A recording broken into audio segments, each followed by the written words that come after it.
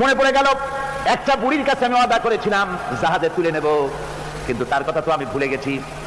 যখন জমিনে তিনি নামলেন, দেখলেন সমস্ত বিল্ডিং গুলি যা কিছু আছে, গাছপালা সব শেষ হয়ে গেছে, মানুষ সব শেষ হয়ে গেছে। মনে পড়লো বুড়ির কথা, হারে তার কথা তো ওয়াদা করেছিলাম সাথে নেব, কিন্তু ভুলে গেছি। হঠাৎ তিনি দূরে দেখতে পেলেন একটা ছোট্ট ঝুপড়ির মতো মনে হয়। মনে করলেন যেখানে পাহাড় পর্যন্ত নড়বড়ে হয়ে গেছে, ছোট্ট ঝুপড়িটা সেখানে টিকলো কি করে? কাছে গেলেন, ভেতরে মানুষ আছে বলে মনে হলো। কাছে গিয়ে ভিতরে জিজ্ঞেস করলেন কে? জবাব এলো, আমি এই ঘরের মালিক, বৃদ্ধা এক বুড়ি, আমি এক মহিলা, তুমি কে? উনি বললেন, আমি আল্লাহর পয়গম্বর হযরত নূহ আলাইহিস সালাম। বুড়ি বলছেন, ও আল্লাহর পয়গম্বর, আমার মনে হয় আমি ঠিকই বুঝতে পেরেছি পয়গম্বরেরা কখনো মিথ্যা ওয়াদা করেন না।